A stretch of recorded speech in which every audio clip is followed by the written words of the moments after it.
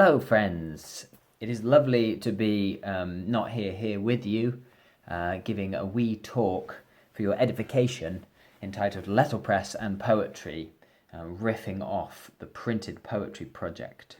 My name is Stephen J. Fowler, and I'm primarily a poet who's interested in the possible iterations of poetry as it interacts with concepts and methods often associated with other art forms.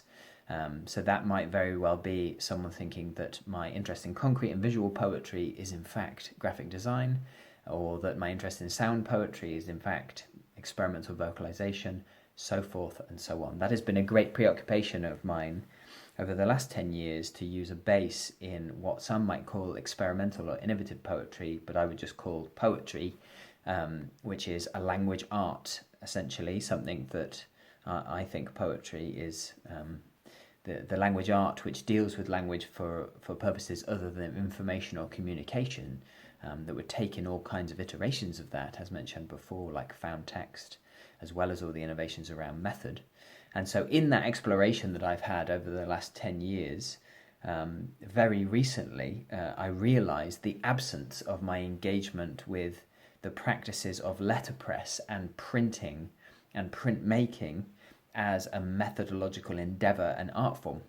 Now, perhaps I always knew that I had an absence of that because I lacked the expertise or hadn't come across the expertise in an organic way. And I would say to a certain extent I was intimidated by it, but also that there was a sense that I felt that poets, or certainly myself as a poet, whose work is particularly unpopular and uncommercial for good reason, wouldn't want to stray too close to the process of actually printing and releasing that poetry, because I enjoyed, or certainly benefited from, the validation and separation between myself and the publisher not being a printer, but often when it comes to experimental and avant-garde poetry, one and the same. And in the times of print on demand and so forth, perhaps the publisher and the printer is a phone call to a machine, person who operates machines, obviously. I mean that with full respect. But essentially, I've always felt there wasn't a natural evolution for me as a poet to work within printmaking and letterpress, not just because there was a massive expertise drop-off that I would have to go and cover myself, but also because there was some sense that I needed to keep that separation between that which I created on the page or on the recording and that which was then released into the world, until I had the amazing fortune to work with Angie Butler and Sarah Bodman at UWE, supported by the Centre for Print Research, in a project called the Printed Poetry Project, which also brought me into collaborative relationship with Pat Randle of the Nomad Letterpress, which is based down in Whittington Press. And this was an amazing invitation for me because it allowed me, with a very open remit, to experience what we might see as the possibilities for fusing the mediums of letterpress and poetry. Now, naturally, there are many people, I am sure, many that I know and many more that I don't know, who are very excellent poets who are also printers and work with letterpress. They are not perhaps prominent within the poetry world. They perhaps are more prominent within the letterpress world. And these worlds are different worlds. And they might cross over a little bit at something like the Small Publishers Fair, the wonderful institution that is. But for me, it really felt like letterpress was something that certain poets or institutions who are commissioning poets will go to get rarefied book objects made of those poems, or their poets who are dead or super famous, which I'm neither, hopefully, at this point. When you see the video, I could be either famous or dead, but I hope neither. And so it seemed to me there was a separation with great opportunity. And essentially this project was asking of me to work with Angie, to work with Pat, in the incredible environment of Whittington Press, to write poems for a project that they would collaborate with me on and bring into life using their skills and expertise.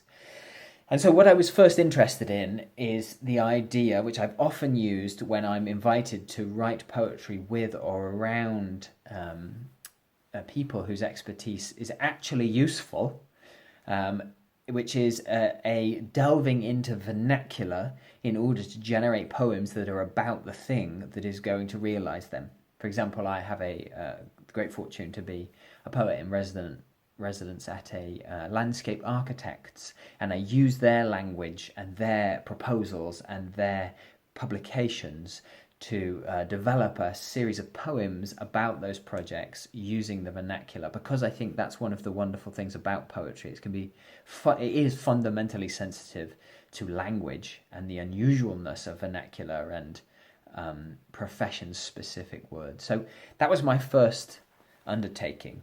Can I make a poetry of letterpress by using the vernacular of letterpress? And while that's banal, it's not necessarily that common, because it really takes a great deal of attention, true collaboration, and was really only possible thanks to Angie and Pat. But I did, and I started to not only have that, but also then to start up to pick up on the speech, the language beyond the vernacular of the process and of the people involved in that. And as I did that, I also then built in my own idiosyncratic interests and my own experiences of that project while staying in Bristol and travelling to the Whittington Press. And so wrote then 25 poems.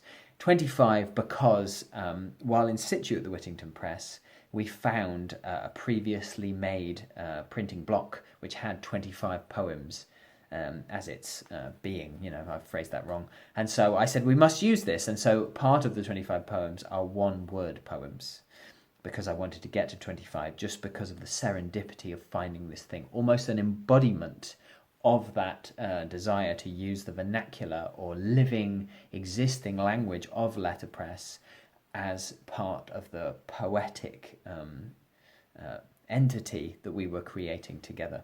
And so 25 poems has come into being as a collaboration between myself, Angie and Pat, made by Angie and Pat, printed by Angie and Pat, set by them, with the typeface chosen and all the details and intricacies and expertise of their skills brought to bear on my grisly, measly 25 poems that I wrote for the occasion. So what an amazing experience to realise not only what I had been lacking before, but also then to think through this fundamental question beyond the process of a poet working with printers, printmakers, letterpress operators. Forgive me for not having the right terminology immediately in my mind. I probably already covered it.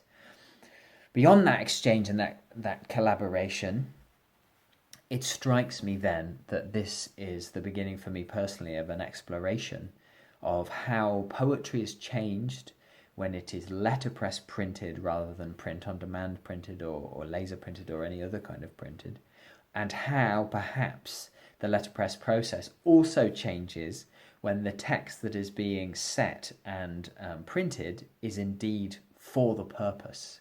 Now, these things are relatively ambiguous, but to a certain extent, I feel now, after this amazing project with Angie and Pat, that there's an enormous potential in the introduction of poets who are dynamically sensitive to their environment and their process, and letterpress printers who are also interested in printing things which have been made specifically for them. Obviously, I have no specific answers to that, but I do believe when one starts to think through the writing of a poem, which one knows is going to be handset, with typeface chosen specifically for it, when there's a collaborative relationship over the paper that is used and the amount of copies that are used, the poem will somehow change in relationship, and vice versa. If the poet is standing over the machinery, and then there becomes a natural bleeding and exchanging between the two processes, then the result will be different. I mean, I think better, maybe in my case worse, but I think better. So I suppose my experience, thanks to Angie and Pat, is simply that my poetry completely changed within that process. It was entirely responsive, and it took on a more fleeting and slightly objective, and again, vernacular sensitive tonality, a different style completely, because I wanted to be completely embedded in the collaboration. And I do wonder if that would happen if other poets collaborated with other letterpress artists and printers. So hopefully it's something that will start to develop specifically through the Printed Poetry project that myself, Angie and Pat have begun. and hopefully we're able to actually introduce poets who have an interest in letterpress, and letterpress printers and artists and bookmakers who have an interest in poetry, in a way that they actually both can work on both elements of the process and produce publications that feel cohesive, rather than the releasing of pre-existing material, or material that was never written with any sense that it would be letterpressed into the world. And I believe that what we've done is the first stage of that, and that I hope that we can use it as a kickoff for a wider project and more collaborations between us. Thank you for listening. I hope you found it interesting to hear a little bit about the Printed Poetry Project. And soon, wonderfully, our publication will be out into the world, and I imagine there might be a link in the video to that. Thanks for your time. Bye. I return for more, much to many people's disappointment if anyone's got this far into the video, but further comments. I have more time, keynote speaking. I'm here with my friend Kevin. It allows me to focus on something a little bit deeper. In the first part of this talk, I was speaking fundamentally about a specific collaboration which educated me on the possibilities of learning outside of my own poetry practice, what letterpress printing and the art form of that and the traditions of that might give to me. And what I wanted to talk about a little bit more deeply is the idea of definition, and how that has to be a root concern for anyone in an art form collaborating with a different art form, in order to see that collaboration as pedagogy.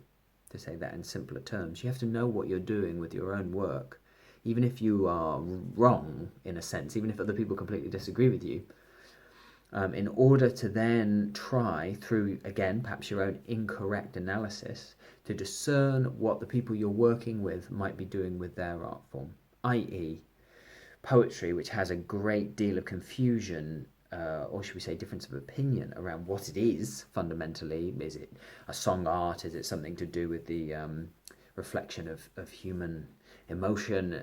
All these different things that people perceive poetry to be, whereas me, fundamentally, is about language. It's a language art. It's about using language for something other than direct information or communication, as I've said, but specifically in the 21st century, where the historical traditions of poetry are given now as pure history, as analysis. Well, now, in the 21st century, with the developments of art and poetry and literature in the 20th, a poem can be everything from a found piece of text or a conceptual poem where the semantic content is completely irrelevant and the process is everything, to a sound poem where it's all about human noise and noise making and not semantics, where context and content can be balanced. So what then do I discern specifically from having had the privilege to do a project with two brilliant letterpress printers, artists, in Pat Randle and Angie Butler? Well, fundamentally, I think it's the third time I've said fundamentally, Kevin, sort it out. I don't know why I say that word so much. Very unpleasant. What I've learned is this. The letterpress requires technology, and then the quality within letterpress seems to be about design. How you make choices of taste and how you use that technology with skill and experience. You have to learn to have technical knowledge, and you have to learn the processes of letterpress before you can become admired by your peers or happy in the work that you do as a letterpress printer, however one judges quality of one's own work collectively. Whereas poetry, you just need a pen and a paper, a keyboard, you can just write things. Some people who have no knowledge of poets are far, far better poets than those who have studied it for 20 years. These things are mysterious, I don't want to go into that, but that is a very important designation or an analysis. Was for me, I see collaboration as pedagogy. I'm learning things. What can I learn from letterpress? What can every poet learn from every letterpress printer and vice versa? Well, it requires a solid understanding of what those mediums are and what they do. So if letterpress then requires technological know-how and then the development of a kind of taste to understand typeface, what should be chosen for what word, what projects should be taken on, well, that's not about generating the actual content of the thing that would be printed. It's about choosing the material, it's about how to set it, it's about the skill and speed of doing that alongside certain creative decisions about a thing being realized in the world. And if a poet is going to get their poems letterpress printed, they are inevitably, it would seem, going to be in less volume and with more quality in both material and realization than a normal digital, contemporary or commercial print run. And therefore they are more valuable in a capitalist sense, but also in a sense that value might be driven by the concept of scarcity and originality. And that is a huge part of the culture, it would seem, of letterpress. And that's what I learned being at the Whittington Press and working with Angie Butler and Pat Randle of AB Press and Nomad Letterpress, that there is a market, people buying these works, and there is book fairs and all these things that are a relative alien culture to poets who might know the reading, who might know the bookshop, who might know the awards, whatever nonsense that poets deal with. It seems so important then to analyse that is to understand that the advantage of a poet working with a letterpress printer is that something I have long said to undergraduate students or remarked upon in my own curiosity is vitally true. We should worry about what typeface or font, if you're using Word, our poems are in. We should worry about how they're paged, where they sit on the page as a visual thing, a poem as a thing that is seen and then read. We should worry about when we give our poems to people or when we sell them or when we share them in any way, whether it be on screen or in physical, real reality, what they're printed on and how that printing is done. The process of realizing a material thing which carries our language is a creative process in and of itself. And that's so true to be banal, but the specific conditions of that process and the time investment it takes to develop skill as well as taste can only be valuable to a poet. It can only be another tendril, another octopus tentacle that extends out the quality and interest of someone who is generating things which are conceived as visual after semantic or before semantic. And on the other side, a letterpress printer might discern, and it's hard to get around saying this in a blunt way, that the thing that they print, be it a commercial job next to a passion project, the semantic content itself has an enormous import around the beauty, quality, standard, beauty is the wrong word, but standard and skill and a quality of the thing that they create, the book, the broadsheet, whatever the publication is that they generate through their expertise, their passion for the process and design of that thing. I often think about this collaboration I've done with Angie and Pat in the terms of previous collaborations I've done with residencies around scientists. I've done some residencies, one extended one at the Wellcome collection called The Hub, where I worked with neuroscientists talking about language and the brain.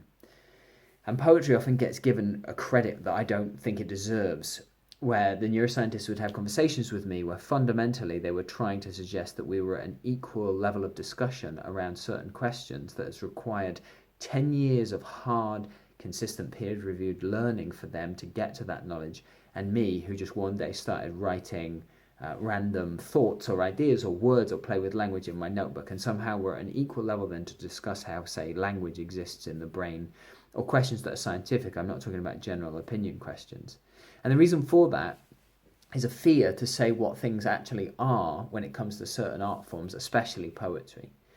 And to me, what then happens is scientists utilize art sometimes, or poetry, as a way to translate difficult ideas into simple packages. The idea that an emotive, I'm not being rude, but sentimental poem would somehow explain the mysteries of the universe or the unknown expanses of the human brain, puts poetry as a kind of PR or advertising. And vice versa, poets and artists would want to then use science because of its general culture of authority as a way to elevate their work as being useful, perhaps in a capitalist sense, but in a social sense too.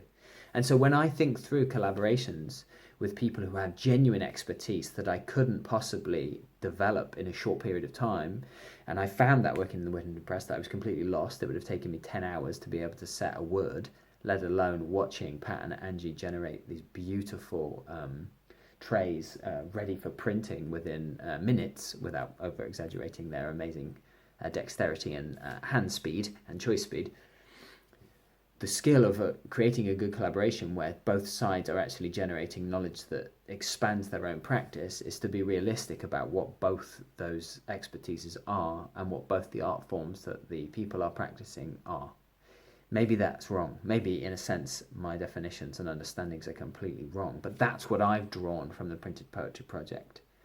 That if I want to create objects that expand and excel my semantic poems, then I have now available to me this first steps towards understanding a technology and a series of creative design decisions which will render objects beautifully, which is what's happened with the Printed Poetry Project, and vice versa. I hope that maybe my shenanigans in language has made Pat and Angie feel like, wait a minute, there's something that meets in the middle between this process, technical and then design skill knowledge from their medium and my aberrant, I think self-indulgent, but language play from mine. And that, when it's met in the medium and met in the middle and judged correctly, can perhaps be more than the poetry publication that's a folded piece of paper or printed print on demand, or the letterpress publication whose content is not very interesting. Although I have no example of that in my mind and don't want to be rude to anyone. But that's all I'm saying. Hopefully that's interesting in some way. I doubt it, but I've said it now, and it's a joy to speak to my phone, imagining that it's full of wonderful people, and I hope this 21 minutes has not been a waste of your life. Bye from me, and bye from Kevin.